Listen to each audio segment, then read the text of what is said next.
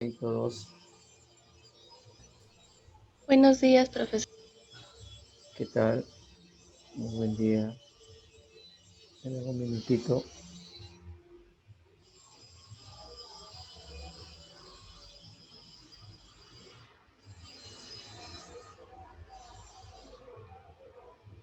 Nada más.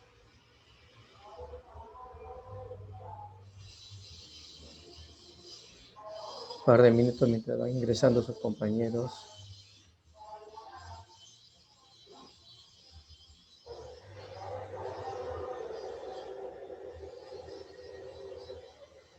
Buenos días a Mónica, Rosa, Jordan, Cristian, Noelia, muy bien.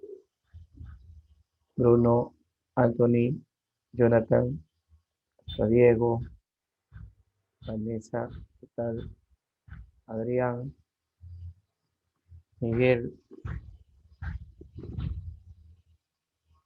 Diego, Leslie y también acá está Mauricio. Muy bien con todos, cada uno de ustedes. Vamos a iniciar pues la sesión el día de hoy en función básicamente a lo que es eh,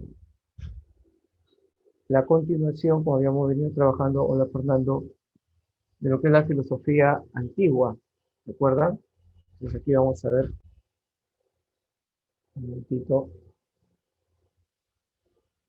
para poder compartir.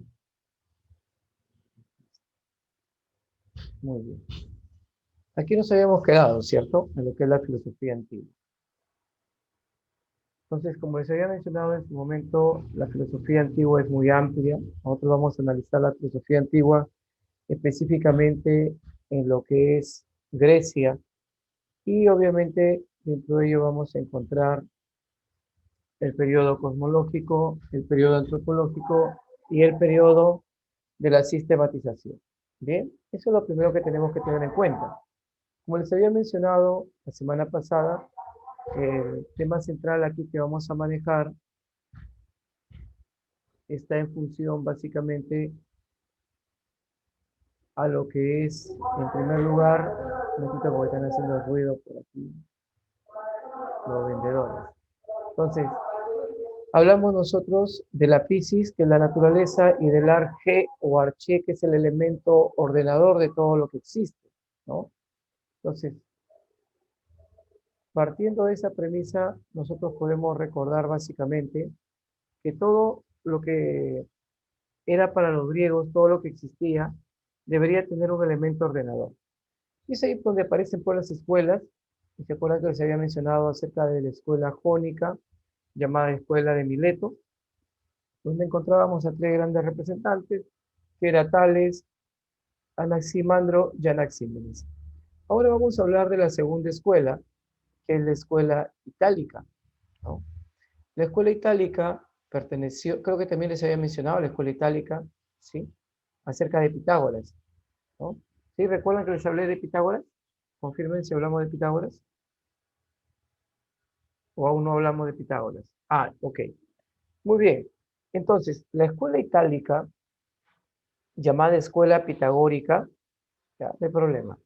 Esta escuela es de carácter religioso, mira, es una escuela de carácter religiosa, es una escuela de carácter también política y filosófica. La escuela itálica va a tener como máximo representante a Pitágoras. Pitágoras es el primero en abordar el tema acerca de la transmigración de las almas. La transmigración de las almas la denominan el metempsicosis. ¿Qué cosa es el metempsicosis? Lo que hoy en día usted cuando escucha, por ejemplo, el tema de la reencarnación o que hay una vida más después de la muerte, ese es el principio del metempsicosis. ¿Ya? No se olvide. ¿Qué es lo que se conoce como la transmigración de las almas? Entonces, el alma no muere, el alma es inmortal. El alma tiene origen divino, ¿ya? Sino que habita un cuerpo como una especie de pagar algún tipo de castigo, ¿ya? Acuérdate que el cuerpo es la sustancia impura, el alma es la sustancia pura, es de origen divino. Dice Pitágoras, pues para lograr la purificación del alma hay que practicar la ascesis. ¿Qué cosa es la ascesis? La ascesis es liberación o purificación del alma. Ese por un lado. Pitágoras nos habla también acerca de lo que es el arjé o arché. Y ese elemento ordenador es el número para él, acompañado pues de la medida, ¿no? Pero es el número en realidad. Y considera que existe un número perfecto. Ese número perfecto es el 10, que en términos pues, de Pitágoras es el tetractis. ¿Qué cosa es el tetractis? El tetractis resulta de la suma de los 4 primeros números. El mono, que es el 1, la diada, que es el 2, y para él, por si acaso, la diada es el número imperfecto. ¿Ya? Luego tenemos pues la triada, y ahí tienes la figura que resultaría que es el triángulo, y el tetra, que es 4. Y de estos 4 elementos, de estos 4 primeros números, si te das cuenta, resulta el 10, que es el número ideal. La figura que trabajaría Pitágoras es sobre todo el triángulo, ¿no? Por eso es que cuando usted va a ver, por ejemplo, en su teorema, el famoso teorema de Pitágoras, ahí lo vas a encontrar más o menos con mayor utilidad. Otro detalle en Pitágoras que podemos mencionar, ¿ya? Está en función, como les decía, a lo que, aparte del número, nos habla de que el universo debe tener armonía. Y Pitágoras pues le va a dar importancia a lo que es la música, ¿no? Y acá tenemos las principales ideas de lo que es la escuela pitagórica, ¿no? La ascesis ya sabes qué significa purificación del alma. Vamos a ver la tercera escuela, que es la escuela eleática. En la escuela eleática tiene tendencia ontológica. ¿Por qué? Porque para ellos el arjé o arché es lo que van a denominar el famoso ser. El ser es el uno, el ser es lo divino, ¿correcto? Entonces, para los eleáticos, el elemento ordenador es el ser. Como ya te he mencionado, los neoplatonistas le van a denominar el uno, pero eso es más adelante. Entonces, ya tienes a la escuela eleática. Son 3 representantes y hasta 4 que te pueden mencionar de esta escuela. Y empiezan pues hablando de Genófanes, ¿no? A pesar de que Genófanes no era de Elea, Genófanes era de Colofón. Ya el máximo representante que se va a considerar aquí va a ser a Genófanes, pues. No Genófanes, sino Parménides, ¿correcto? Parménides sí era de Elea, ¿ya? Entonces, primero mencionaremos algunos detalles de Genófanes. Bien, Genófanes fue el primero en afirmar la unidad del ser. ¿Ya? Genófanes era de tendencia religiosa, ¿no? Muy pegado al aspecto religioso. Y criticó la teoría del antropomorfismo religioso. Para entender esa crítica, primero hay que tener en cuenta qué cosa es el antropomorfismo religioso. Bien, entonces, si nos damos cuenta, el antropomorfismo religioso está ligado a que los dioses, ¿no? O que el hombre adquiere la figura de Dios. En otras palabras, el hombre se parece a los dioses. Pero lo que dice Genófanes es lo inverso. Si existen los dioses, el hombre no se parece ni en pensamiento ni en forma. Esa es la crítica. Pero no vayas a pensar de que hace referencia pues a los dioses o al Dios de la Biblia. No. Sino en realidad lo que hace Genófanes es criticar a los dioses homéricos. ¿Tú te acuerdas de la obra La Ilíada y la Odisea? ¿Quién escribió la obra La Ilíada y la Odisea? Homero. Correcto, Homero. Y si se dan cuenta, esas obras en realidad lo que terminan describiendo es la guerra entre hombres o la guerra entre dioses. Dioses. Claro, pero esos dioses cuando supuestamente venían del cielo, ¿sí? ¿Adquirían qué formas? En formas humanas. Claro. A esa es la crítica que hace Genófanes. Esa es la crítica al antropomorfismo religioso. Que si existen los dioses, el hombre no se parece ni en forma ni en pensamiento. ¿Quedó claro? Es el primero en plantear acerca del tema de la unidad del ser.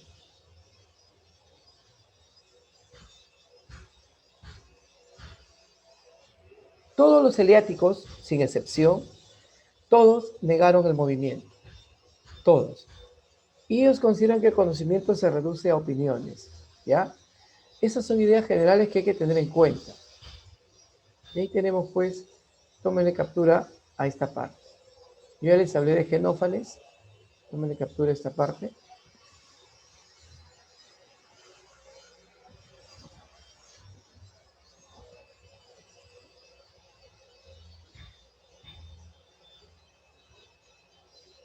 Vamos a ver ahora, bueno, seguimos, y te había hablado ya de Genófanes. Vamos a ver ahora un poquito acerca de Parménides. Parménides es considerado el máximo representante, ¿ya?, de la filosofía eleática. Parménides es el primer filósofo en negar el movimiento. Decía, el uno no engendra lo múltiple. De la unidad no puede surgir la multiplicidad de las cosas. Para Parménides existen dos formas de conocimiento. O bien es por los sentidos, o bien es por la razón. Cuando hablamos por los sentidos, él le denomina el doxa. Doxa, ¿qué cosa significa? Doxa significa opinión. Es decir, el conocimiento que obtenemos a través del doxa es un conocimiento imperfecto. En cambio, si hablamos de la aletheia viene a ser la razón. La aletheia nos permite alcanzar la verdad. ¿Quedó claro? Por lo tanto, decía claramente Parménides, nosotros debemos buscar conocer esa verdad, esa aletheia. O sea, todo lo que yo puedo conocer sería sobre todo en base a la razón. Bien. Parménides es considerado el padre de la metafísica, como vimos en la primera sesión, y deja un principio lógico. ¿Recuerdan cuál era el principio lógico? Ese principio lógico es el principio de la identidad. No te preocupes, Juan, ahora lo escribo para todos. Él habla del doxa, que es opinión, y aletheia, que es la verdad. ¿Estamos de acuerdo? Ahí está para todos. La aletheia y el doxa. Aletheia es la razón. Entonces, esos son los elementos primarios de nuestro amigo Parménides. ¿Bien?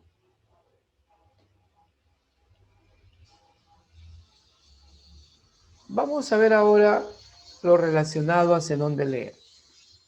Por si acaso, uno de los discípulos de Parménides, uno de sus discípulos fue Meliso. Acá lo escribo. Fue Meliso. Que también negaría el movimiento, pues bien.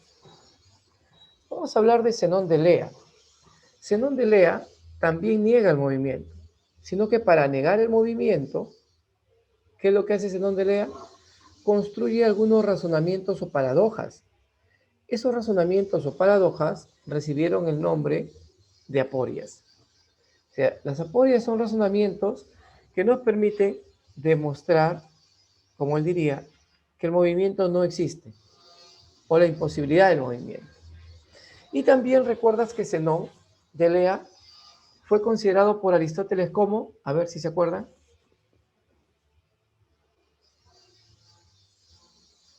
¿se acuerdan? ¿Cómo lo consideró Aristóteles? ¿Hacia dónde lea? Como el padre de la dialéctica. Pero ese fue Aristóteles nada más. Según de Lea, ustedes que son expertos en lógica, nos deja un principio lógico. ¿Recuerdan cuál fue el principio lógico?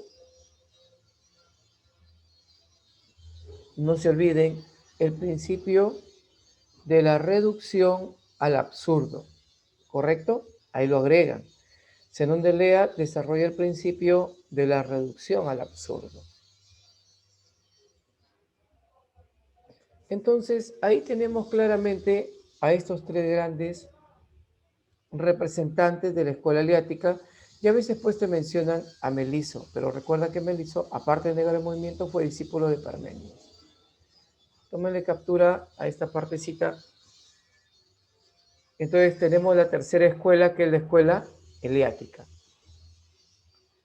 Vamos a hablar ahora de la cuarta escuela, que es la escuela de tendencias autónomas. Por sentido común, ¿a quién crees que se enfrentaron los de la escuela jónica? Perdón, los de la escuela eleática. A los autónomos. A tendencias autónomas. Los de tendencias autónomas, por si acaso, todos fueron dialécticos. ¿Ya? No solo Heráclito, todos fueron dialécticos. Y ya te voy a mencionar el porqué. Vamos a hablar de Heráclito de Éfeso. ¿Ya? Heráclito de Éfeso fue conocido como el Oscuro. Él consideraba que la guerra es el padre de todas las cosas. Asimismo, Heráclito de Éfeso desarrolla el famoso principio o su famosa teoría del devenir. ¿Qué cosa es el devenir? El devenir se refiere a que todo cambia, todo fluye, todo sigue su curso.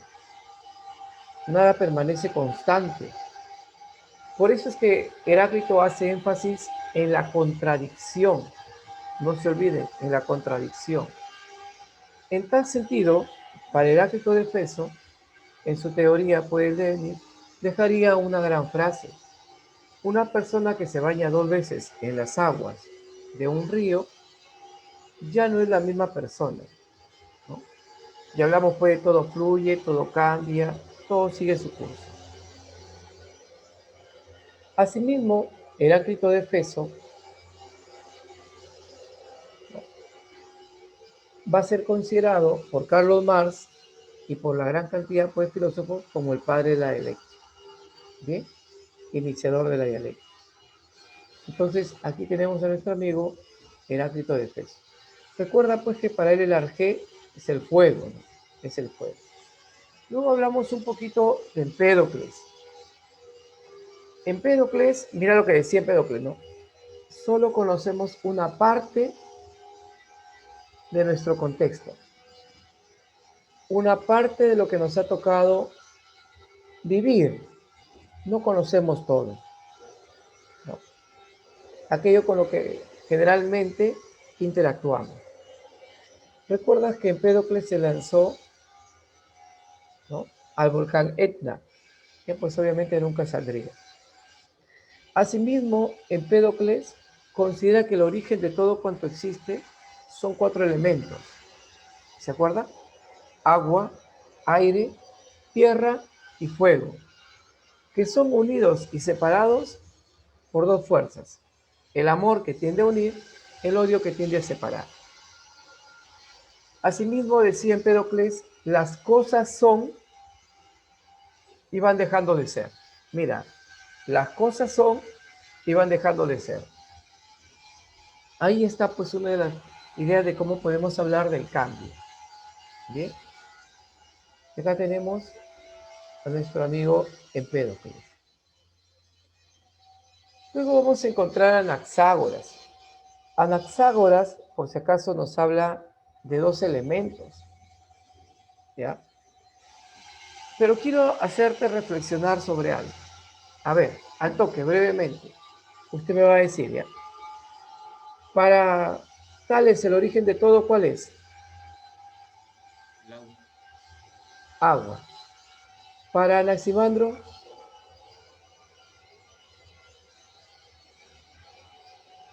Para Anaximandro, Aire. Apeirón. Para Anaxímenes, El aire. aire. Para Pitágoras, número. Muy bien. Para los heliáticos,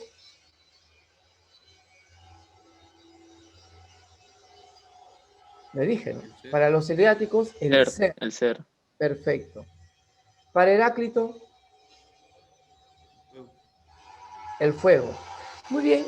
Si te has dado cuenta, para todos los que he mencionado, es un solo el elemento ordenador de las cosas.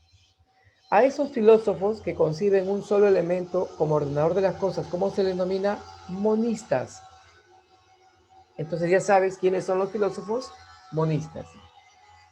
¿Estamos de acuerdo? Monistas. Profesor, ¿por qué?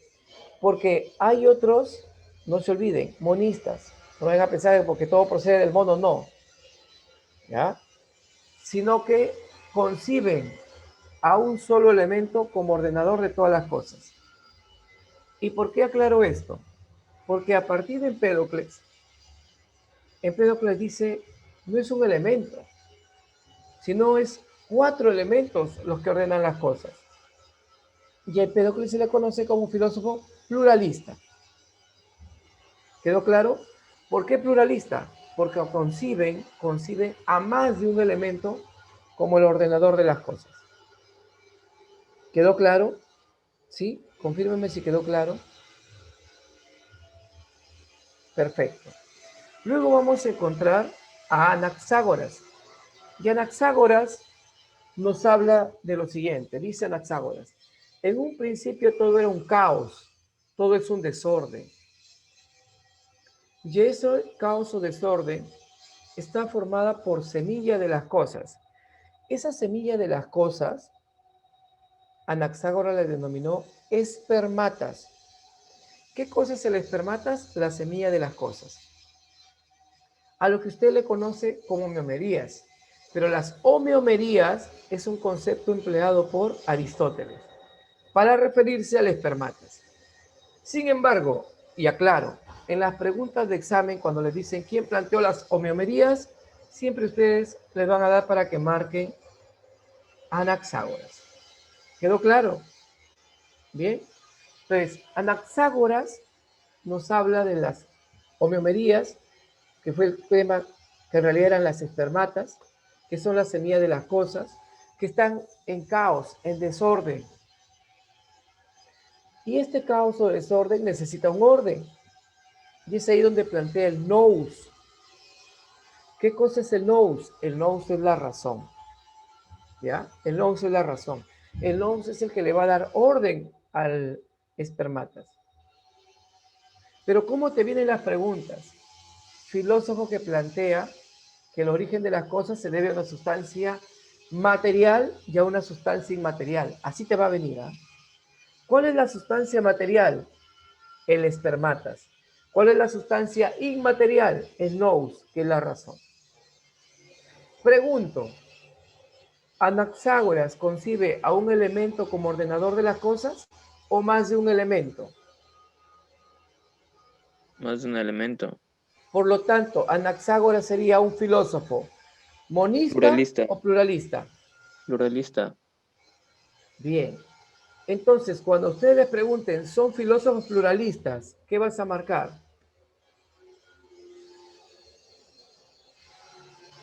Anaxágoras y también Empédocles. Empédocles, Anaxágoras y luego vamos a ver a Demócrito, los tres, ¿ya? Con Demócrito. Pero yo te voy a dar otro dato y de paso para que lo recuerdes en el tema de los exámenes. Creo que hasta aquí estamos bien. Entonces, ¿quiénes eran filósofos pluralistas? Pluralistas. Ahí escriban Empédocles, Y Anaxágoras. Anaxágoras y Demócrito. Demócrito. Muy bien, y Demócrito. Acá hay un detalle importante, chicos. ¿Quiénes fueron hasta ahorita filósofos que se llevaron una gran rivalidad? Y lo dije desde la primera sesión. ¿Qué filósofos se llevaron una gran rivalidad?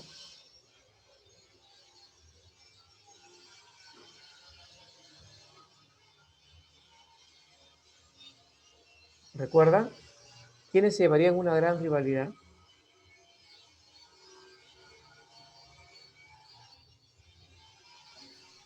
Es porque no tanto... Dime, dime.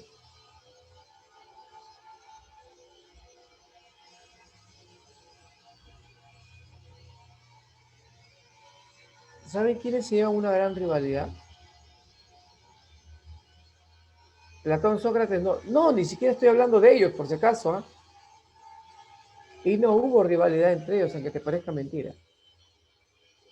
De este mundo, de acá, de lo que estamos hablando. Ya, Sócrates y sofistas, pero eso es más adelante. De lo que estamos haciendo nosotros hasta ahorita.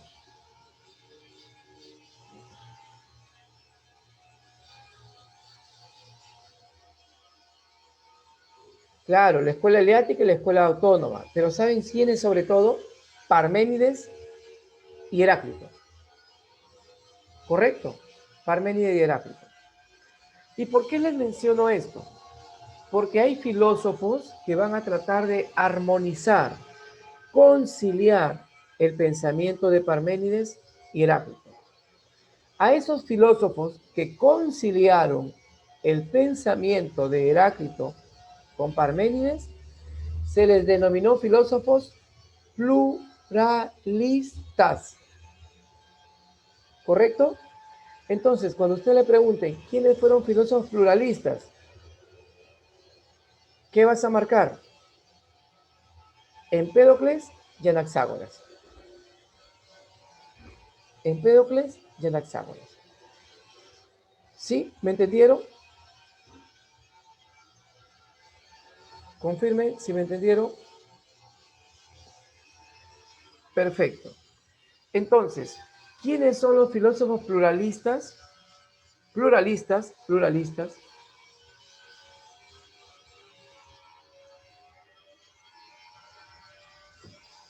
Empédocles, Anaxágoras y Demócrito. Ya está. Muy bien. ¿Y por qué a quién llamamos filósofos armonistas? Armonistas.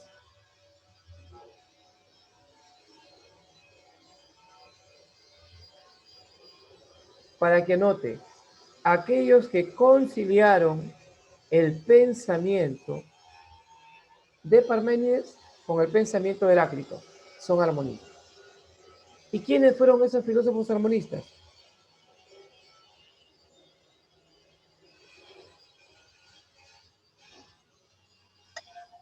Empédocles y Anaxágoras. ¿Los pluralistas? Empédocles y Anaxágoras.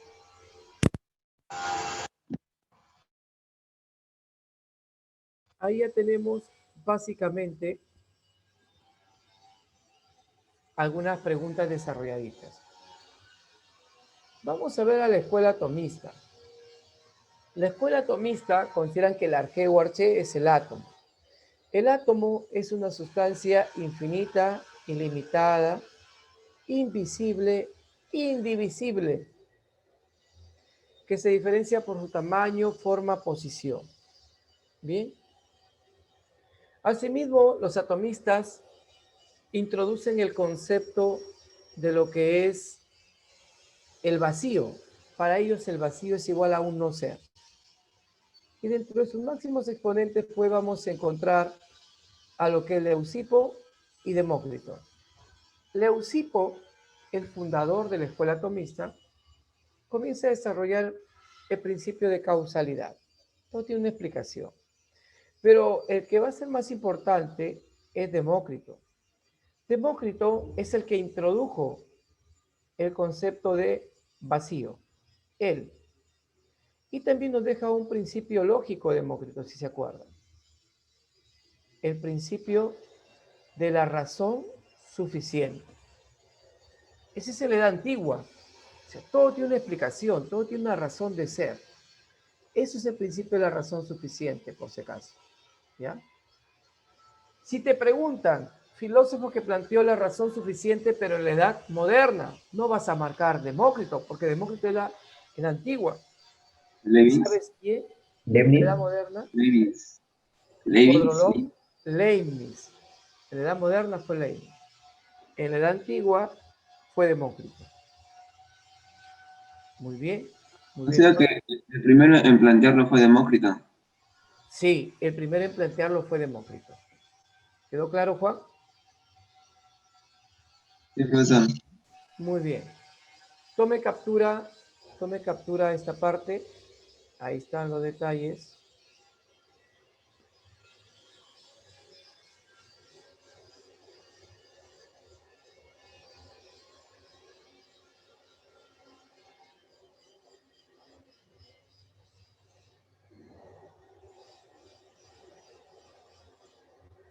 Muy bien.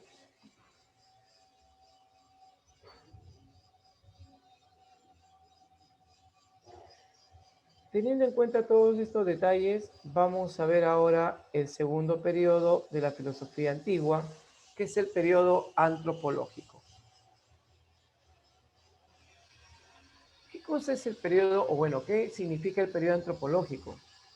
Que el hombre, ya lejos de centrarse en cómo se originó el universo, ahora se centra en lo que es el propio hombre. Y para ello va a emplear incluso la retórica. ¿Qué cosa es la retórica? El arte de poder debatir, el arte de poder argumentar. Tal vez en alguna literatura les aparece como erística. ¿Ya? No se olviden, la erística. Así les puede aparecer. Ahora, dentro del periodo antropológico vamos a encontrar a los sofistas y al gran Sócrates. Te había mencionado que los primeros filósofos profesionales, quienes fueron considerados los sofistas. El concepto de sofista deriva de Sofía. Sofía es sabiduría, es sabio, ¿correcto? Pero recuerda que también los sofistas se hicieron llamar maestros de virtud. Y el primero en hacerse llamar sofista fue Protágoras. Por lo tanto, Protágoras es considerado el primer filósofo profesional. En cambio, ¿se acuerdan quién fue el primero en hacerse llamar filósofo? Ese fue Pitágoras. Pitágoras. Ahora, Muy bien, Pitágoras. Ahora, vamos a encontrar, chicos, que dentro de los sofistas hay una diversidad de características. En primer lugar fueron metecos, no venecos. Metecos es una terminología obviamente griega que significa extranjero. Ellos fueron extranjeros que vivieron en Atenas. Venían del sur de lo que usted conoce hoy en día como Italia. Los sofistas fueron relativistas, subjetivistas, empiristas, pragmáticos, utilitaristas. Mira todas las características que te acabo de mencionar. Relativistas, subjetivistas, empiristas, utilitaristas, pragmáticos. Fueron conocidos como los maestros ambulantes también. profesor, ¿cuál es la diferencia de pragmatista y utilitarista? Ya. En lo que es el pragmatismo ya es la corriente filosófica. ¿Correcto? Y el pragmatismo hace referencia a la acción, al acto. En cambio, la utilidad es lo que te sirve. ¿Me dejo entender? ¿Sí? Si algo te sirve, obviamente lo puedes seguir empleando, si no lo descartas. Ese es el utilitarismo. En cambio, el pragmatismo va más allá. Resalta también el tema de la acción. ¿Queda claro? También involucra lo que es la utilidad, pero más la acción. ¿Ok, Juan? Sí, gracias, profesor. Ya. Entonces, asimismo, estos sofistas fueron conocidos como los maestros ambulantes, como te había mencionado. Podemos mencionar que difundieron las ideas de la democracia, fueron criticados por Sócrates, pero ojo, en la época de los sofistas gozaron de gran prestigio, por si acaso, ¿eh? Sino que ahora usted sabe que sofista es sinónimo de ¿qué? De falso, mentiroso, embustero, ¿no? Pero en su época gozaron de gran prestigio. Entonces, ahí les hablé un poquito de los sofistas. Otro detalle que podemos mencionar es los representantes. Tenemos a Hipias. Hipias fue el primero en emplear las mnemotecnias. Tenemos también a Critias. Critias fue tío de Platón. Pero ¿qué sí me interesaría? Es que Critias fue uno de los que terminó juzgando a Sócrates, pues. Pero los que más usted conoce y se acordarán es de Protágoras y de Gorgias. ¿No es cierto? De ellos son los que más se acordarán. A ver, Protágoras fue un subjetivista y nos deja un principio, ¿no? O una tesis, mejor dicho. ¿Cuál fue esa tesis? La tesis del homo mensura. ¿Qué significa el homo mensura? El hombre es la medida de todas las cosas, ¿no? Ahí tienes a Protágoras. Y también vas a encontrar a Gorgias. Gorgias es considerado un nihilista filosófico. Él niega de forma radical el conocimiento. Una de sus grandes expresiones era, pues, a nivel del conocimiento, nada existe. Si algo existe es incognoscible, y si fuese cognoscible es incomunicable. Recuerden, desde ya les digo, que Gorgias es el antecedente de los escépticos. ¿Se acuerdan? Los escépticos que dudan del conocimiento. Su antecedente fue Gorgias, ¿no? Este nihilista filosófico. Y ahí tenemos las ideas importantes. Luego tenemos pues a su gran amigo Sócrates. Sócrates entra en rivalidad con los sofistas, le da énfasis a los temas de carácter metafísico, ¿no? Sócrates nunca escribió una obra filosófica, pero para poder impartir sus conocimientos a sus discípulos, le gustaban los espacios abiertos. Y empleó una técnica, no método, sino digo técnica, la técnica del diálogo.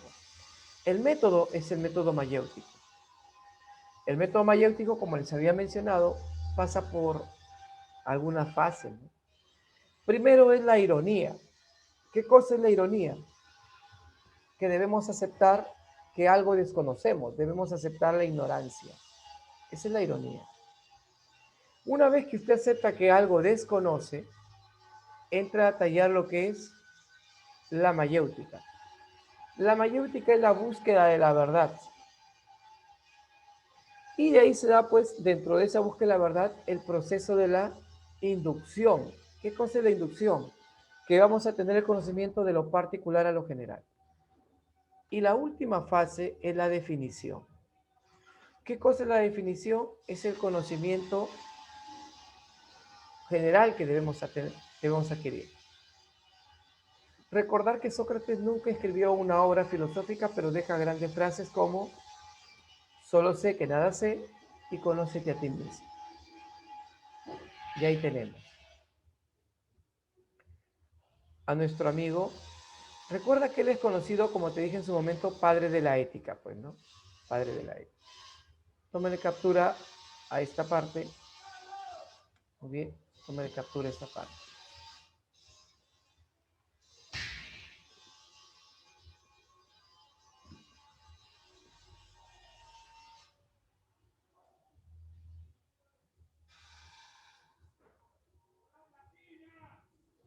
A ver, hasta aquí, atentos, ¿todo bien hasta aquí? Confírmenme.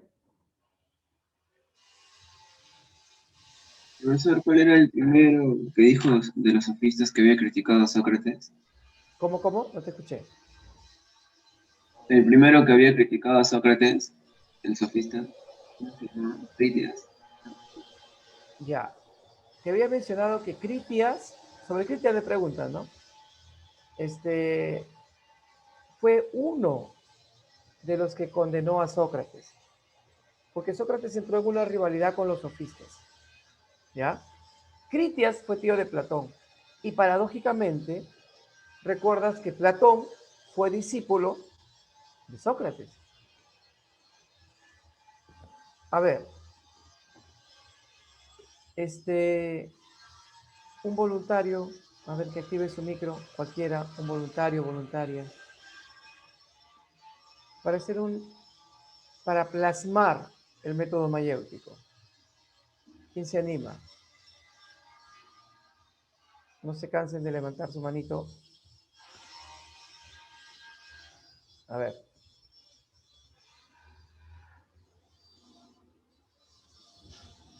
¿Alguien? Ya, profe, yo. A ver, Oliver. ¿Me escuchas, Oliver? Sí, Ya. Oliver, en una sola palabra, ¿qué es diga, para ti profe. la familia?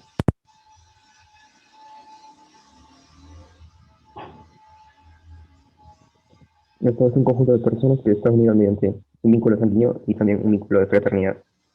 A ver, no me has entendido. Ah,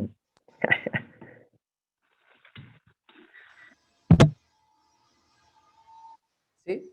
o sea, tengo que responder la pregunta de forma filosófica o de forma...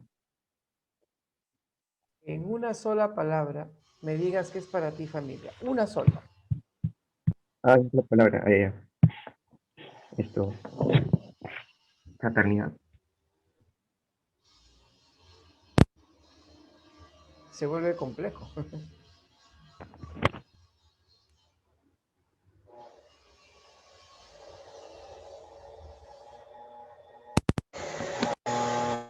¿Sí escuchó, profe? ¿Ves?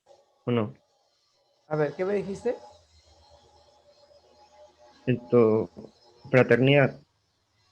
Fraternidad. ¿Qué es para ti la fraternidad? Para mí, fraternidad es amor. Una sola palabra también. Esto, amor. Amor. ¿Qué es el amor? Sigue. Sacrificio. ¿Qué sacrificio? En una sola palabra. Sí. Amor, esto, sacrificio. Sacrificio, te quedaste en sacrificio.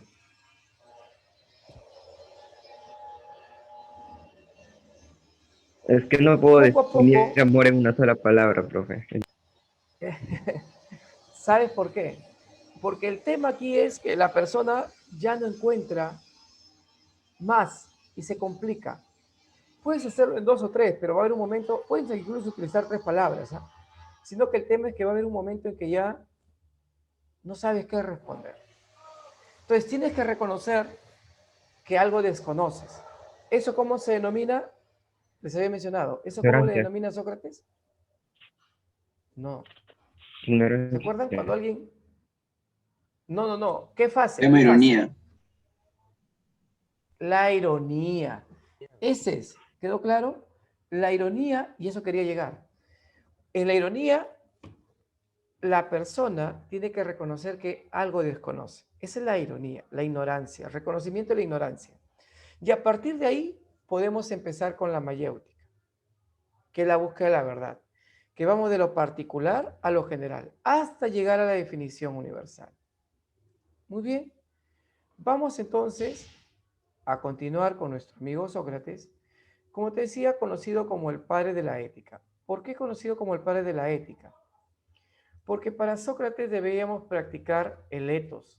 ¿Qué cosa es el etos? El etos es formar gente virtuosa, ¿ya? Fue acusado, bueno, Sócrates era liberal, pues, en cuestión de su pensamiento, adelantado para su época, pues, ¿no? Entonces, va a ser acusado de corromper a la juventud y de idolatría.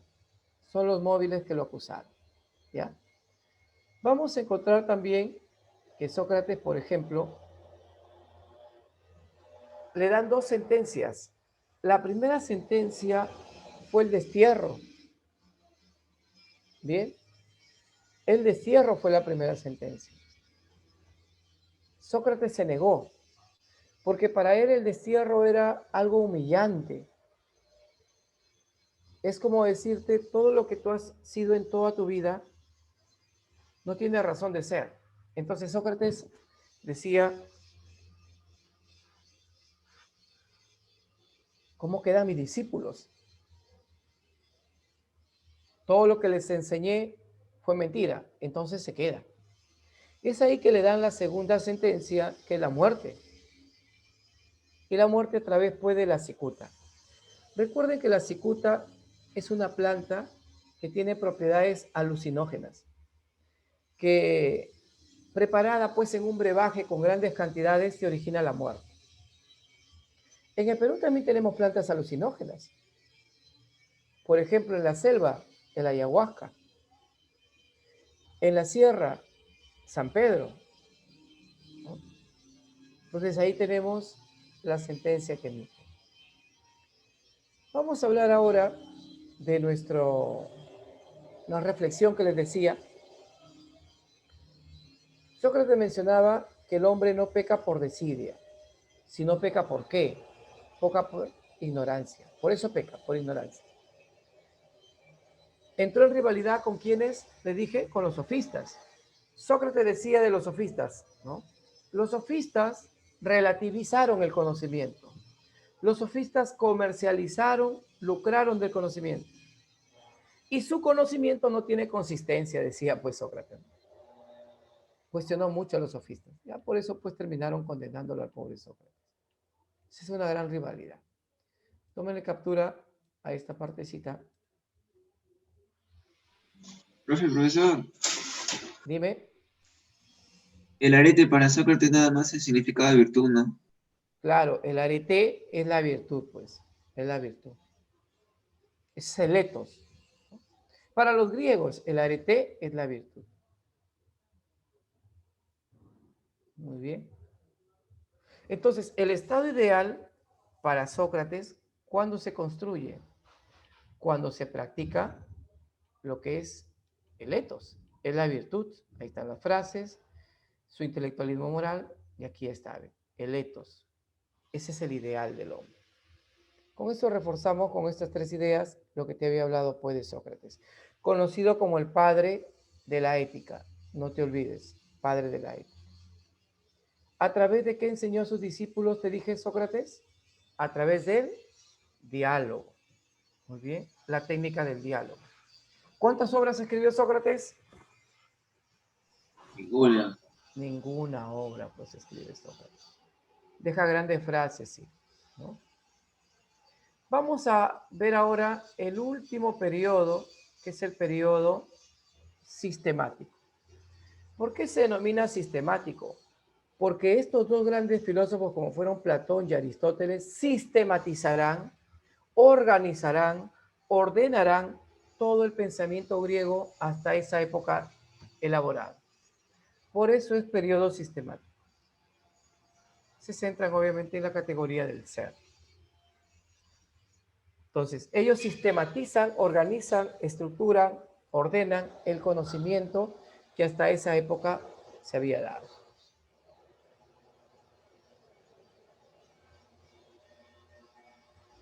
Y vamos a encontrar a Platón y a Aristóteles. Y empezamos primero por Platón, cuyo verdadero nombre, un momentito aquí,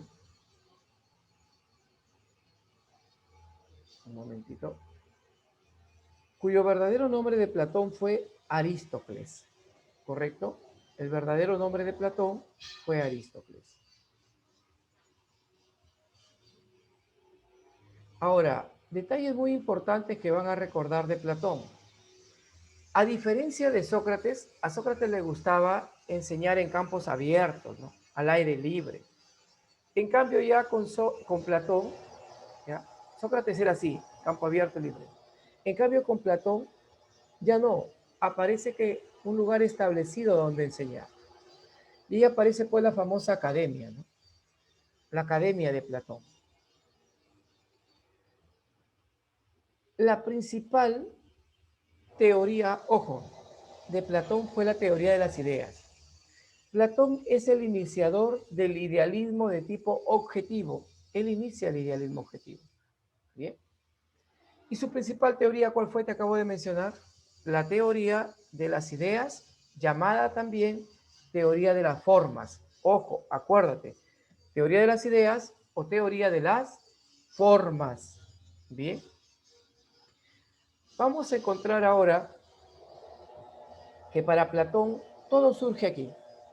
Pero para explicar esta teoría de las ideas, ¿sabes qué va a ocurrir? Él trata de explicarla a través de una alegoría. Y usted habrá escuchado claramente esta alegoría. El famoso mito de la caverna. ¿Correcto? Y en este mito de la caverna, chicos, se mencionan 3 elementos, así de práctico. Los grilletes o cadenas que tienen atado al hombre. La caverna que es el mundo de las sombras.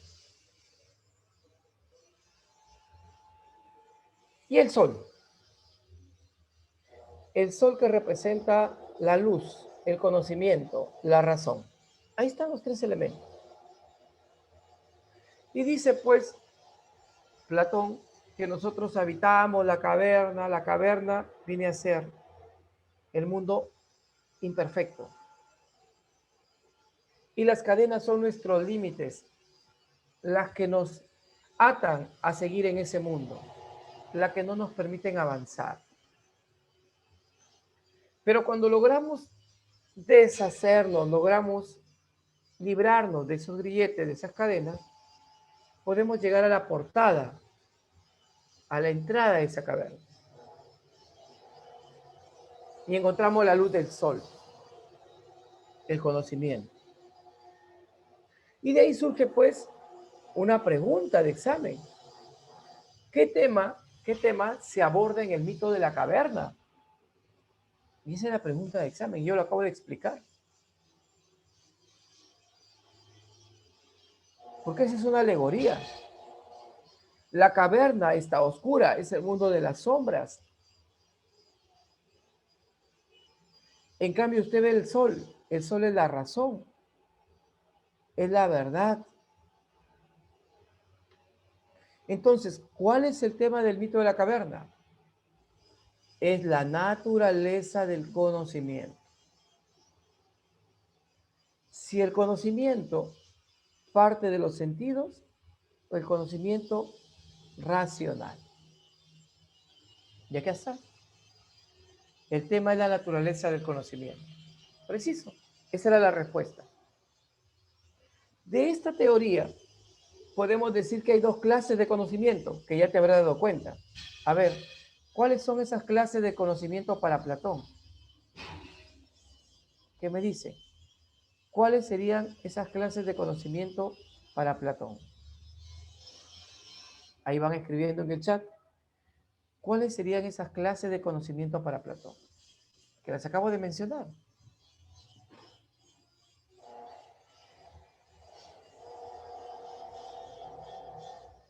Son 2 esas clases de conocimiento. ¿Cuáles?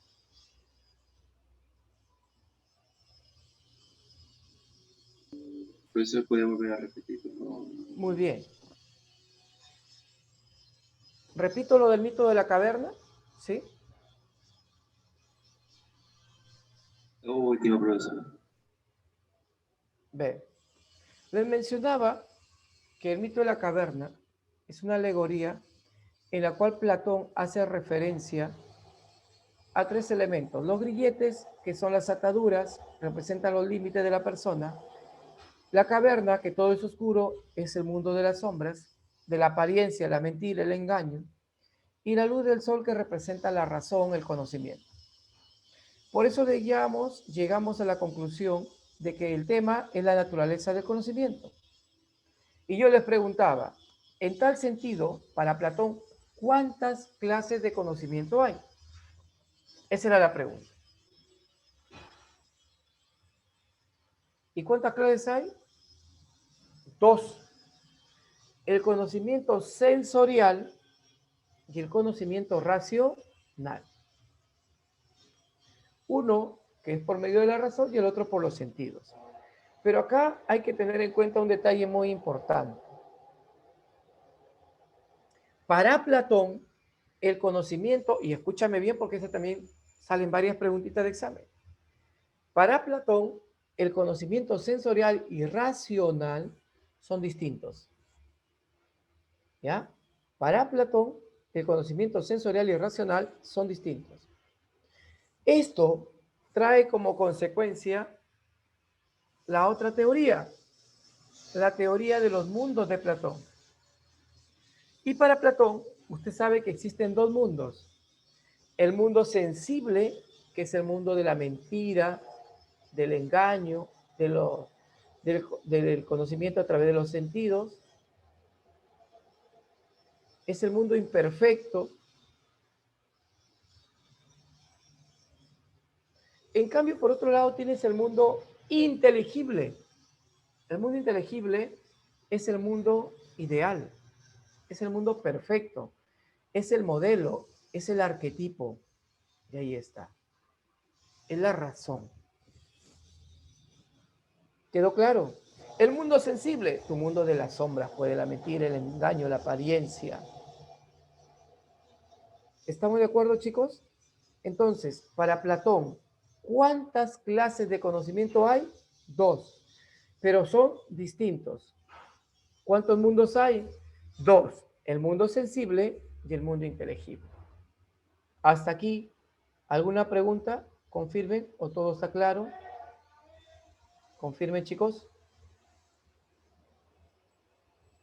¿Todo bien hasta acá? Perfecto. Vamos a otra teoría, que es la teoría de la transmigración de las almas. ¿Correcto? Muy bien. ¿Quiénes plantearon el tema de la transmigración de las almas? Anoten. El primero en plantearlo fue Pitágoras, pero no fue el único. Empédocles, Genófanes también plantean la transmigración de las almas. Anote. Empédocles, Genófanes también hablaron de la transmigración de las almas. Pero ahora vamos a hablar de nuestro amigo Platón. Similar a la teoría pitagórica, Platón considera que el alma tiene un origen divino, es una sustancia pura, que habita en el topus Uranus. Anote ahí, el topus Uranus. ¿El topus Uranus qué es? Es el cielo, donde viven los dioses y las almas que son, obviamente, entes puros. Pero ¿cuál es el tema aquí?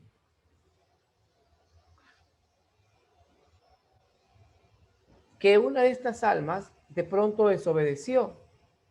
Entonces, de castigo, le envían a habitar un cuerpo. Ya habíamos mencionado de que el cuerpo es una sustancia impura. Entonces, el cuerpo, y ahí está una de las frases de Platón, el cuerpo es la cárcel del alma, dice. El cuerpo es la cárcel del alma. ¿Quedó claro? Frase de Platón. El cuerpo es la cárcel del alma. Ahí está, como castigo. Entonces, este cuerpo perece, muere, pero el alma no muere. Pero un momentito. El alma lo que va a buscar, obviamente, va a ser subir al cielo, al topus Uranus. Pero, ¿qué ocurre si en esta vida que tuvo ese cuerpo no logró purificarse el alma? Recuerda que el alma tiene que purificarse para volver a subir. Entonces, como no logró purificarse, ¿sabe lo que ocurre? Habita otro cuerpo. Y esa es la transmigración. Profesor, y si en esta nueva vida que tiene con ese cuerpo tampoco se purifica, ¿qué ocurre? Date cuenta, ¿qué ocurre? Transmigra. Profesor, y si en una tercera vida no se logra purificar el alma, ¿qué vuelve a hacer? transmigra. ¿Te diste cuenta? Bien. Pregunta de examen ordinario. ¿Cuál es la finalidad de la teoría de la transmigración del alma? Dígame usted, ¿cuál sería la Su finalidad? purificación. Purificar Ya. el alma. Muy bien. Ustedes como buenos peruanos y latinos han respondido de forma impulsiva. No han meditado la pregunta. Y la terminan fregando. La terminan fregando. Yo les he hablado de la purificación y todo, y está bien. El alma tiene que purificarse para subir nuevamente al reino divino. Pero tú te estás olvidando de un gran, pequeño, significativo detalle. Cuerpo muere, el alma transmigra. Cuerpo muere, alma transmigra. Uno tras otro, tras otro. ¿Y qué crees que están formando? Un ciclo. Ya.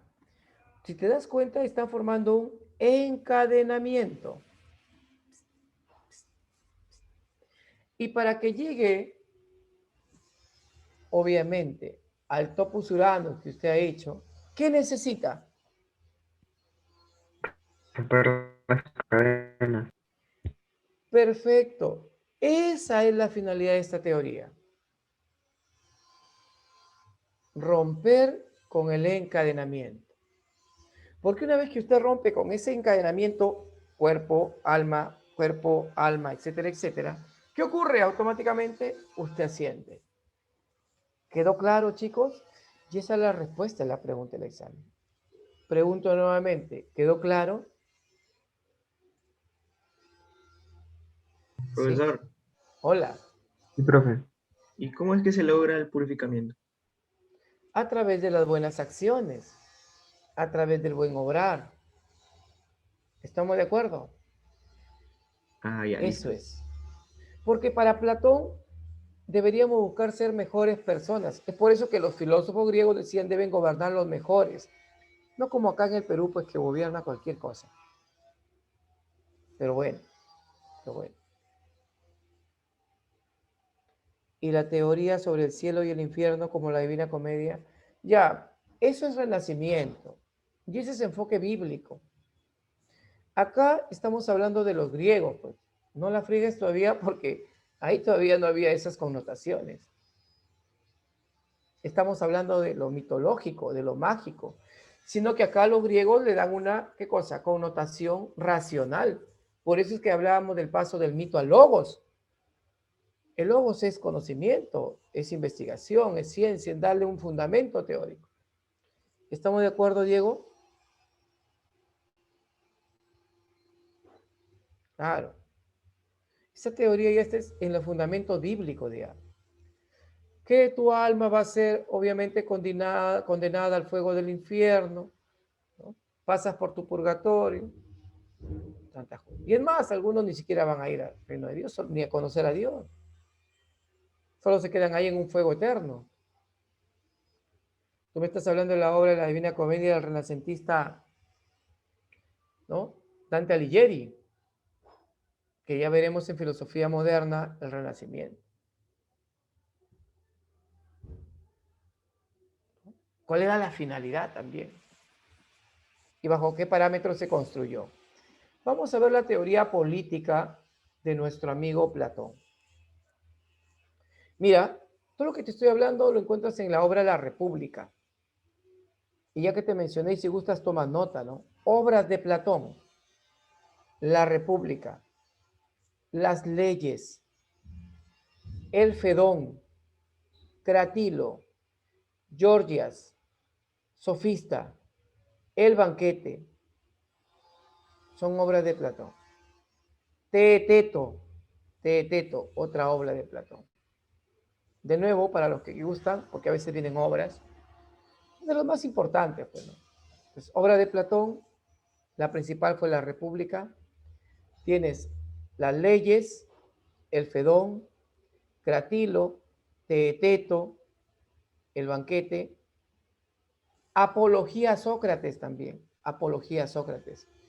Gorgias, sofista, ¿no? Diálogos, otra obra también. Esta teoría política Platón la explica en una obra. ¿Cuál fue la principal obra, te dije? La República. Muy bien. Y en esa obra, pues, República. perfecto. Un momentito acá para conectar, si no se nos va la batería. Y en esa obra, La República, nuestro amigo Platón, a ver, un momentito. En la obra La República, Platón plantea pues su teoría política, donde nos arma una pirámide, una estructura. Y dentro de esa estructura vamos a encontrar una idea de estado ideal. ¿Te acuerdas que para Sócrates el estado ideal era la formación de hombres virtuosos? Ese etos. Para Platón, antes de mencionarte cuál es el estado ideal o cuál es la palabrita que debes recordar, te voy a explicar la estructura. Atentos, por favor, a la estructura. La base para él son los artesanos y campesinos. La base de la estructura son artesanos y campesinos. Estos artesanos y campesinos tienen una virtud. ¿Cuál es la virtud? La templanza. La virtud es la templanza. Estos artesanos y campesinos van a tener seguridad. Segundo nivel. ¿Quiénes van a brindar la seguridad al Estado? Los militares o soldados. Esos militares o soldados tienen una virtud que le corresponde solo a ellos. ¿Cuál es la virtud? ¿El valor o la fortaleza? Valor o fortaleza. Y lo que está en la cumbre de esa pirámide, de la estructura del Estado de Platón, son los reyes y filósofos. Reyes y filósofos. Que tienen una virtud. ¿Cuál es la virtud? Es la sabiduría. Es la sabiduría. Entonces, te pregunto, ¿cuántas virtudes hay? ¿Cuántas? Dígame, ¿cuántas virtudes?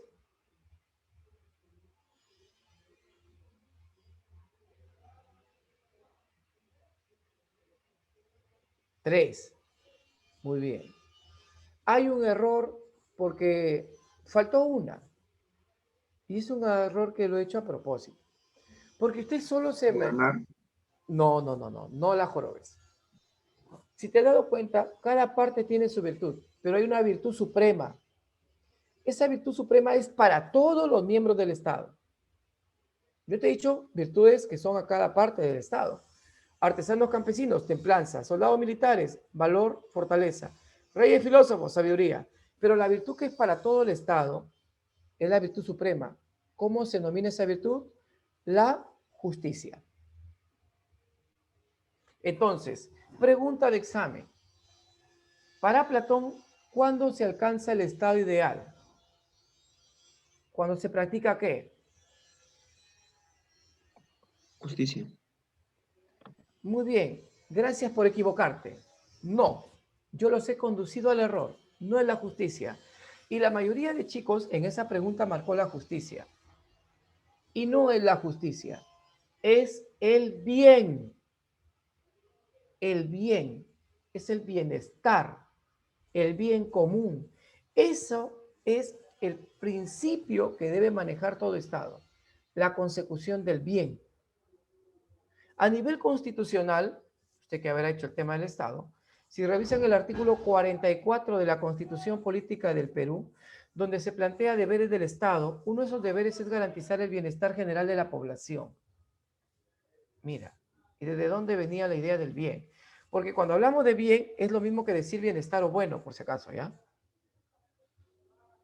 ¿Quedó claro, chicos? Entonces, el estado ideal para Platón es cuando se practica ¿qué cosa? Vamos, ahora sí quiero escucharlos y leer. Sería común. El bien. el bien. ¿Cuál es la virtud suprema? La justicia. La ¿Cuántas virtudes justicia. hay? Dígame, ¿cuántas virtudes hay? 4 junto con la justicia, ¿no? Perfecto. Ahora, ¿qué se requiere para que el Estado funcione? ¿Saben cuál es el requisito para que este Estado funcione? Que cada clase cumpla su función y no se intrometa en la de las otras. Por ejemplo, artesanos y campesinos, su función; soldados militares, su función; reyes y filósofos, su función. El Estado funciona siempre y cuando cada clase social cumpla su función. Y ahí tenemos, chicos, la teoría política, que no está difícil. Ya está. No nos quedamos conforme y vamos a hablar ahora acerca del alma. Los apetitos del alma o funciones del alma. Y Platón dice, estas funciones están en relación a la estructura. Y atentos, los artesanos y campesinos que tienen la virtud de la templanza, ¿su apetito cuál es? Su apetito es el apetito concupiscible. El apetito concupiscible está ubicado en el vientre, lo más bajo. Los soldados militares que tienen la virtud de la templanza, la virtud del valor y la fortaleza, les corresponde el apetito o la función del alma irascible, que está ubicada en el corazón. Y así vienen las preguntas, para que hagan esa correlación. Y los reyes y filósofos, cuya virtud es la sabiduría, tienen el alma racional. Y aquí está. Elaborado de tal manera ni para que la fidele. Y su ubicación obviamente es el cerebro. Mira, en correspondencia. Más detallado no lo puedes tener. Tómale captura, por favor, a esa parte.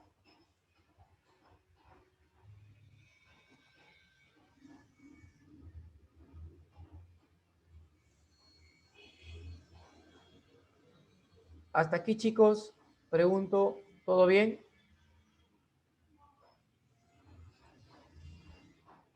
¿Sí? Perfecto. Miren, este cuadrito de la pirámide que te he elaborado hay como 4 preguntas que se han repetido. Por eso, usted atento, repase y no va a tener problema. La filosofía es muy exquisita, solo hay que saberla orientar. Y hemos llegado al más grande filósofo del mundo antiguo, el más grande pensador del mundo antiguo, Aristóteles. Conocido como el Estagirita, porque nació en Estagira, ¿no? Aristóteles considera que la función o el requisito para poder filosofar es el ocio.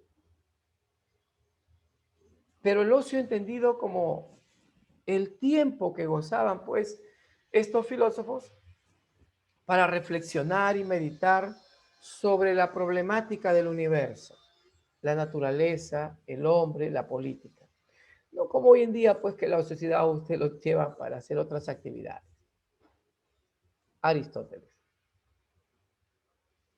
Vamos a encontrar aquí, déjenme conectar esta cosita, ahora sí. Aristóteles considera a la ciencia divina, ¿a quién la considera como ciencia divina? A la metafísica.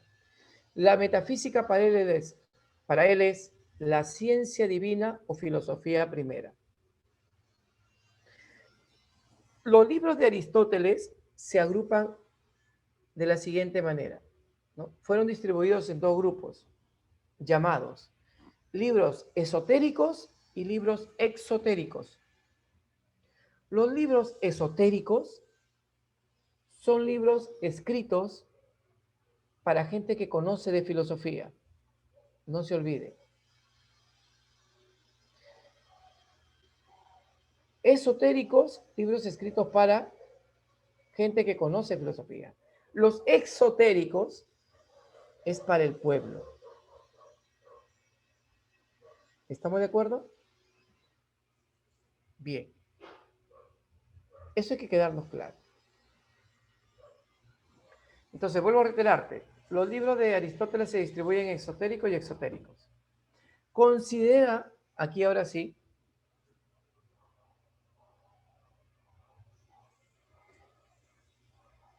en el campo de la lógica, su compendio de libros lógicos le denominó organum. Organum significa instrumento de ciencia, instrumento de investigación. ¿Sí? Y acá tenemos, obviamente fue discípulo Aristóteles, recuerda, fue discípulo de Platón, pero muchos de los discípulos de Aristóteles se hicieron denominar los peripatéticos. ¿Por qué peripatético, chicos? Peripatético viene de peripatos. ¿Qué significa peripatos? Significa pasadizo. Es decir, fueron personas que aprendieron durante el caminar por los pasadizos, a través del diálogo. Muy bien. ¿Cuál fue la principal teoría de Aristóteles? La teoría del conocimiento. A ver si se acuerdan. Para Platón, ¿cuántas clases de conocimiento hay? También habló de la teoría del conocimiento Platón. ¿Cuántas clases de conocimiento eran? Vamos, Cuatro. dígame. 2. ¿Cuáles? Sensorial y racional. Conocimiento sensorial y conocimiento racional. Perfecto. Pero para Platón, estos conocimientos, ¿qué cosa? ¿Eran? Distintos. Perfecto. Eran distintos. Por ejemplo, Aurelio cuando me dice la relación entre las cosas y las ideas. Las cosas es el mundo material, es el mundo imperfecto. No te olvides, Juan. En cambio, las ideas es el mundo perfecto, es el arquetipo, son los modelos. ¿Estamos de acuerdo?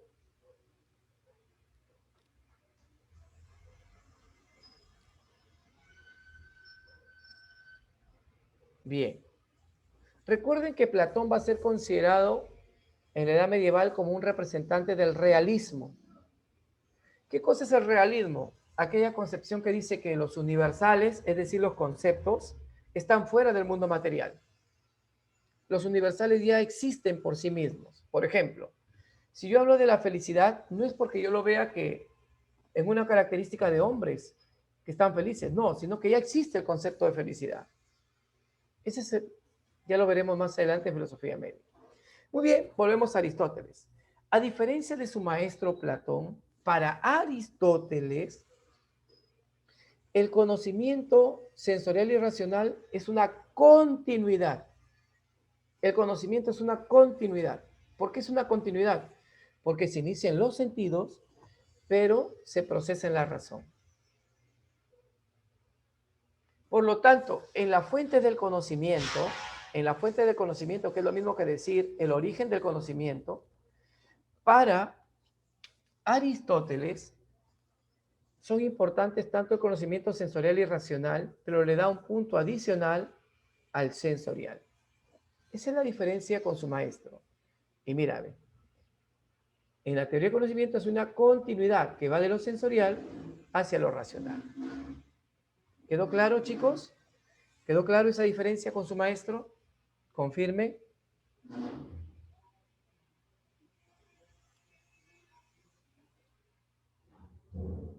¿Todo bien entonces? Mientras que para Platón el conocimiento sensorial y el racional son distintos, para Aristóteles representa una continuidad. Tómele captura a esta parte.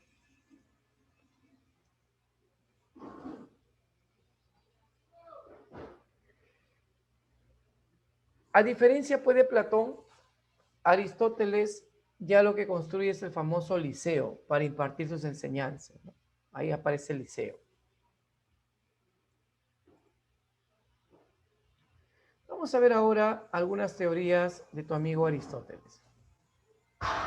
Y tenemos la teoría de potencia y acto. Potencia, lo que puede llegar a ser, acto, lo que es. Bueno, en realidad todo terminaría siendo potencia y acto en algunas ocasiones, ¿no? La madera, por ejemplo, la madera como tal en este momento es acto, pero a la vez es potencia. ¿Por qué, profesor, potencia? Porque esa madera puede convertirse en una mesa, una silla, un escritorio, etcétera, etcétera. Entonces, potencia, lo que puede llegar a ser, acto, lo que es. Tenemos la teoría de las 4 causas. Atento. Está la causa material, formal, eficiente y final. ¿Cuántas causas hay? 4. Causa material, formal, eficiente y final. Y te lo explico en un ejemplo, porque acá todo tiene que estar con ejemplos, si no estamos fregados. La causa material se refiere a la materia prima. ¿Cuál es la materia prima? Por ejemplo, para que lo haga más fácil, ejemplo de materia prima, la madera. Denme un minutito rapidito, un minutito.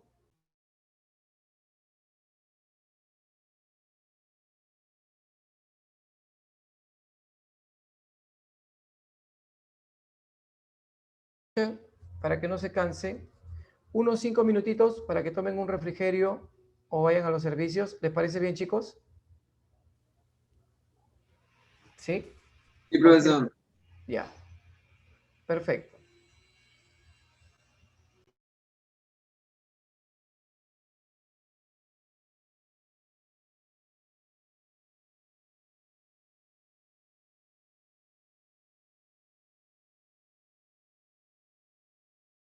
Material, formal, eficiente, final. Por ejemplo, causa material, te había mencionado la madera, ¿no?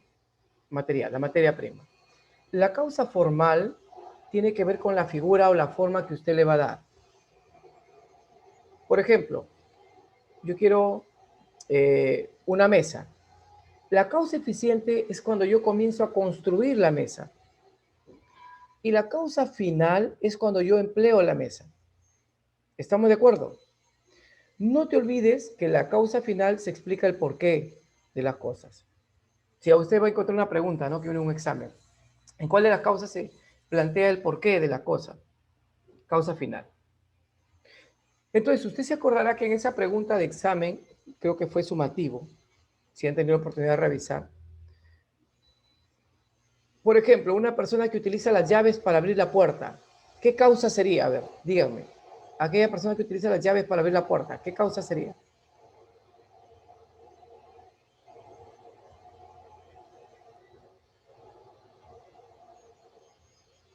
Perfecto, causa final. Yo digo lo siguiente. Un albañil está levantando una pared. ¿Qué causa sería? Un albañil está levantando una pared. Perfecto, causa eficiente.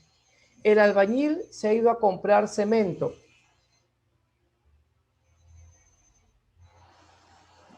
Material.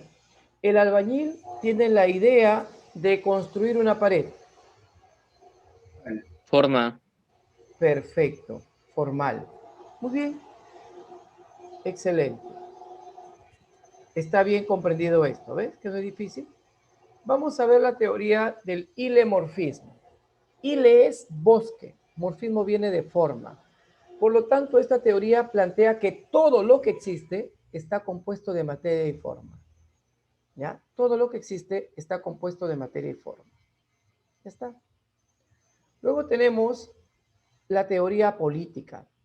En la teoría política de nuestro amigo Aristóteles se destaca el carácter colectivo del Estado, la primacía de lo colectivo sobre lo individual. Eso se destaca, por si acaso, ¿ya?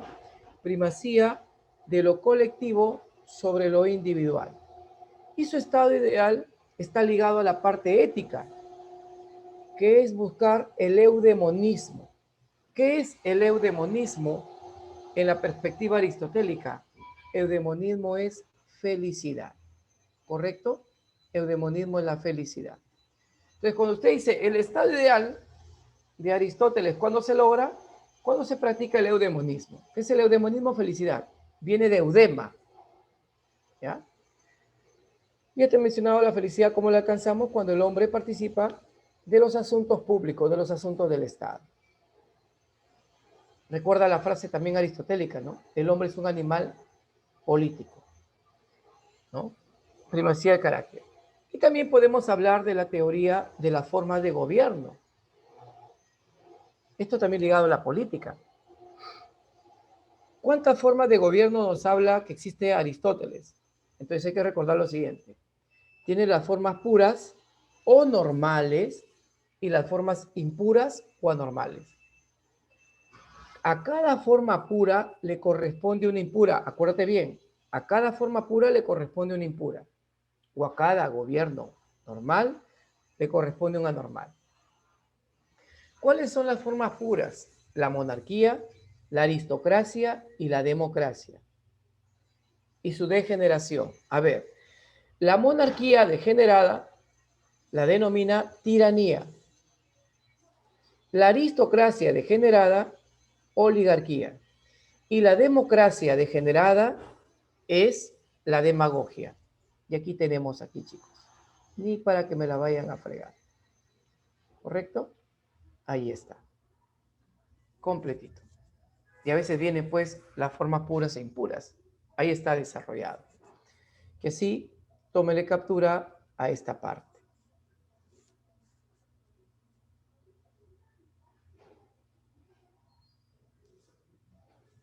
Ahí tenemos a Aristóteles.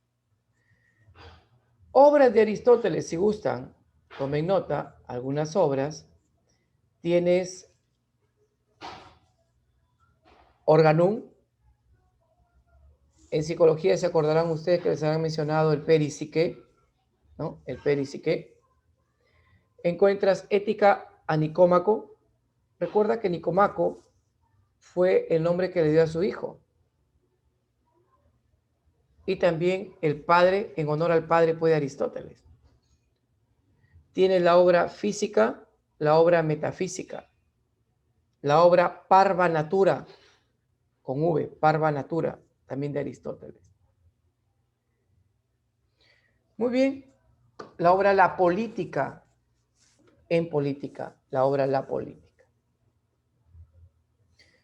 Hasta aquí hemos terminado la filosofía antigua, en donde hemos mencionado Grecia.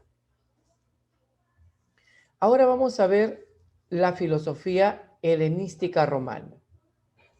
¿Por qué se denomina filosofía helenística romana? Se denomina helenístico romano, chicos, porque es el momento histórico en que Roma comienza a expandirse en el mundo y comienza a adquirir poder. Y dentro de lo que es lo helenístico romano, vamos a encontrar lo siguiente. El estoicismo, el epicureísmo, la escuela o la corriente, perdón, del el escepticismo. Tienes el estoicismo, escepticismo, epicureísmo, el neoplatonismo. Son 4, pero si te preguntan cuáles fueron las más importantes, es más, la que más fue relevante de todas fue el estoicismo. Pero tenemos el epicureísmo. Hasta aquí, ¿sí me están escuchando claramente? Confirme. Sí, profesor. Muy bien. Vamos a hablar del estoicismo, que viene de Estoa, pórtico de las pinturas, ¿no? El Estoa Poikile. Los filósofos del pórtico les llamaron a ellos. El fundador fue Zenón de Citium, ¿ya? Zenón de Citium, conocido como el filósofo del pórtico, como te decía. Fundado por Zenón de Citium. Ojo, en algunos profesores aparece Citium, igual es el mismo, así te venga Citium. En Roma, eso es en Grecia, en Roma lo fundó Séneca, llamado el estoicismo nuevo. Los estoicos te plantean la búsqueda de la felicidad. El hombre alcanza la felicidad, pero en contacto con la naturaleza. Así se alcanza la felicidad, en contacto con la naturaleza.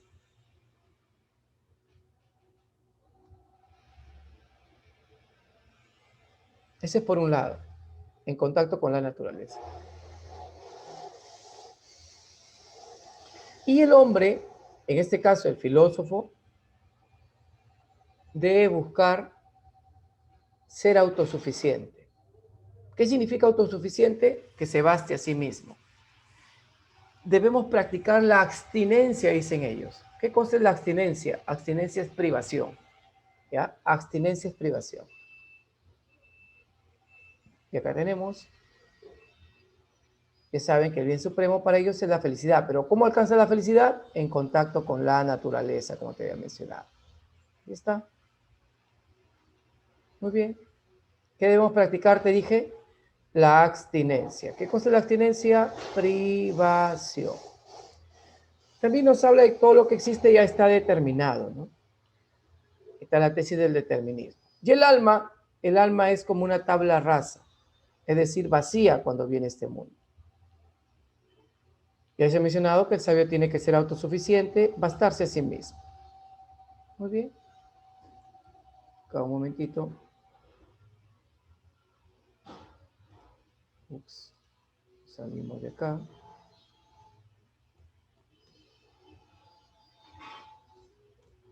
Y ya está.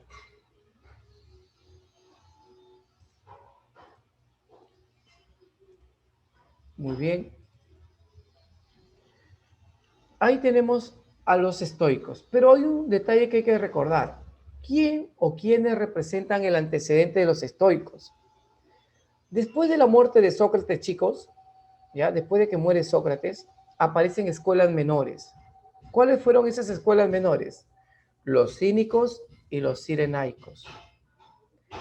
El antecedente de los estoicos fueron los cínicos. Cínico significa perro. Estos filósofos vivieron como si fuesen perros, de forma libre, dormían donde se les antojaba, hacían necesidad donde se les antojaba. Y el fundador de esta escuela fue Antístenes. Pero tuvo como uno de los máximos representantes de esta escuela a Diógenes. Se acordarán, ¿no? Diógenes. Ahí está. Y ellos se basaban pues sobre todo en desprenderse de todos los bienes materiales. Es el antecedente de los estoicos. Tómenle captura a esta partecita. Tómenle captura.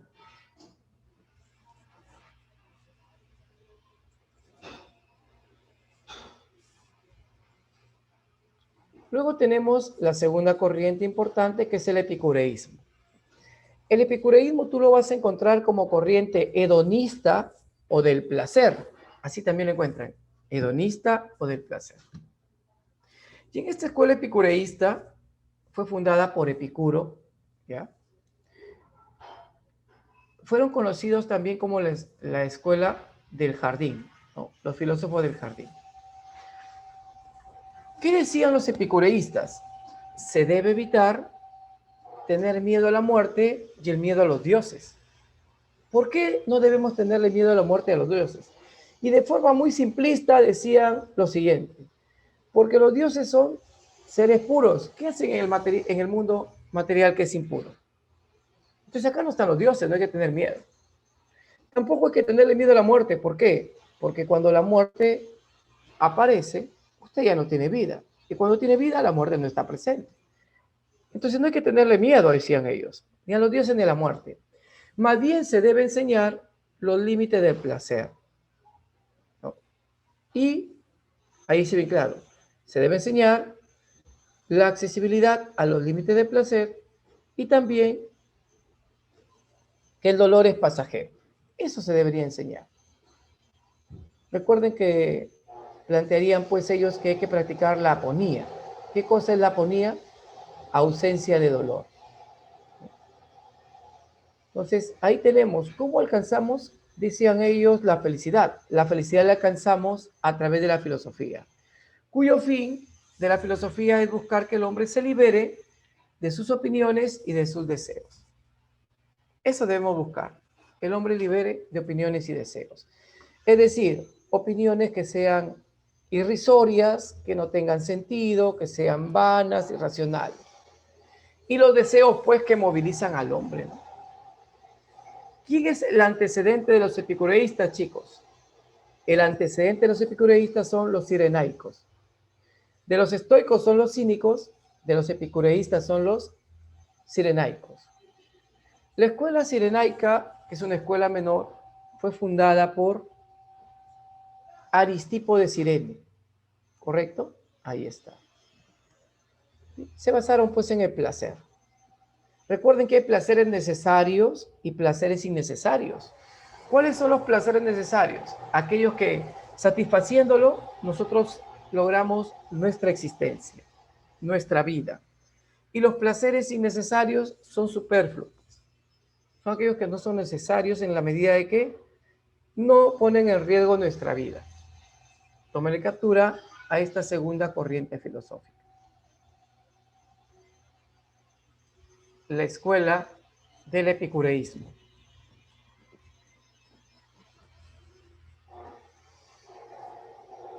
Muy bien. Vamos a encontrar ahora el escepticismo. El escéptico duda de todo, chicos. Representante del escepticismo, Pirrón de Elis. Pirrón de Elis decía, no podemos conocer la naturaleza de las cosas, solo conocemos la apariencia a través de la percepción. Por lo tanto, mira, decía Pirrón, no podemos conocer la naturaleza de las cosas, solo conocemos la apariencia. Por lo tanto, eso es a través de la percepción. Por lo tanto, solo nos queda, ¿qué cosa? Dudar. Dudar de todo cuanto existe. Es por eso que ellos nos plantean la famosa epoché. ¿Qué cosa significa epoché? Suspensión del juicio. No afirmar, no negar algo. Eso es epoché. También plantean que debemos practicar lo que es la afasia. ¿Afasia qué es? Sin expresión. La ataraxia. Ataraxia es sin opinión. Perdón, ataraxia sería sin angustia. Ataraxia es sin angustia. Y adosastos. Adosastos es sin opinión. Adosastos es sin opinión. ¿Correcto? Mira todo lo que tenemos que practicar. Vuelvo a reiterarte. La epoché, que significa suspensión del juicio. No afirmar ni negar algo. Por lo tanto, solo tienes que dudar. La afasia sin expresión. ¿Correcto? Ya está. Aquí tenemos lo que nos mencionaba nuestro amigo Pirrón de Elis. La ataraxia, ya sabes, sin angustia. La hipostasis, perdón, adosastos. ¿Qué significaba adosastos? Les dije. ¿Qué era adosastos? Sin opinión. Sin opinión. Sin opinión. Perfecto. ¿Y la afasia? Sin expresión. Sin expresión. Ya está. Y la última corriente, y con esto terminamos nuestra sesión el día de hoy, es el neoplatonismo. Facilito, ¿no? Si tú le dices, profe, neoplatonismo, claro, neo es nuevo, platonismo viene de Platón. O sea, de por sí es una nueva visualización al pensamiento de Platón. Por lo tanto, sería idealista, sí. El neoplatonismo, chicos, fue una corriente de carácter religioso, filosófico, panteísta. Religiosa, idealista, panteísta. Fundada por Plotino. Plotino, con O, no con A. Plotino. Plotino nos habla de la hipostasis. ¿Qué significa hipostasis? Degradación. Y también de la teoría de la emanación. Emanar significa que todo procede de un ser divino. ¿Ya? Teoría de la emanación, todo procede de un ser divino. ¿Quién es el ser divino para ellos? El uno. Acuérdate que el uno es el Dios, el uno es el ser. ¿Estamos de acuerdo? Bien. Entonces, date cuenta, el uno es el ser divino, pero de este ser divino deriva todo lo demás. Eso es la hipostasis. Perdón, esa es emanación. Todo procede del ser divino. ¿Y qué era la hipostasis, te dije? Degradación. De la sustancia pura se va perdiendo hacia la sustancia impura. Y acá lo tenemos claramente. Fundada por Plotino, es una corriente idealista religiosa panteísta, teoría de la emanación y la degradación. ¿Qué cosa era la teoría de la emanación, te dije? Todo procede del ser divino. Perfecto, todo procede de un ser divino. ¿Y la hipostasis qué es? Degradación de la sustancia pura. Degradación de la pureza. Perfecto. Entonces, para entenderlo, aquí tienes una pirámide. Y en la pirámide tiene que estar arriba, ¿quién? El uno. ¿Quién es el uno? Es el ser. ¿Te acuerdas de los eleáticos que hablaban del ser? El ser es el uno, ¿no te dije? Sí, el uno es lo divino.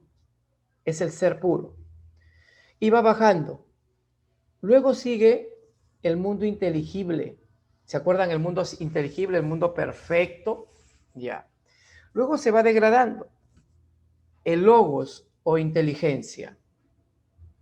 Luego se va degradando el alma del mundo. Y lo más impuro, ¿cuál sería? El mundo sensible. Y ahí está la pirámide que nos plantea el neoplatonismo. Uno, mundo inteligible, el logos o inteligencia, el alma del mundo y terminas con el mundo sensible. Plotino. ¿Quedó claro, chicos? Tómenle captura a esta partecita. Y ahí tenemos las 4 corrientes filosóficas del periodo helenístico romano. Hemos visto el epicureísmo, el estoicismo, el escepticismo y finalmente el neoplatonismo. ¿Quedó claro hasta aquí lo relacionado a la filosofía antigua? Confirme, para ir concluyendo. Profesor, disculpe, ¿podría retroceder a la diapositiva? Perfecto, no te preocupes. Esa. Gracias. Muy bien. Profesor, Hola. ¿y el eclecticismo? Muy bien. Ya que preguntaste sobre el eclecticismo. El eclecticismo es aquella corriente planteada por Cicerón donde se toma lo esencial de otras corrientes filosóficas, especialmente del estoicismo y del epicureísmo. Eso es ser ecléctico. Tomar lo esencial de otras doctrinas filosóficas. ¿Quedó claro? ¿Sí? Sí, profesor. Gracias. Perfecto. Muy bien. Entonces, hemos terminado la filosofía antigua. La otra semana, los 10 primeros minutos, revisamos la práctica con ustedes de este tema y entramos a lo que es la filosofía medieval. ¿Les parece bien? Sí, profesor. Muy bien, Listo, chicos. profesor. Un gusto haberlos visto. Espero que haya quedado claro todo nuevamente. Un abrazo a la distancia. Si tienen alguna duda, la otra semana me la hacen saber. Cuídense Sí, mucho y Dios les los gracias. bendiga.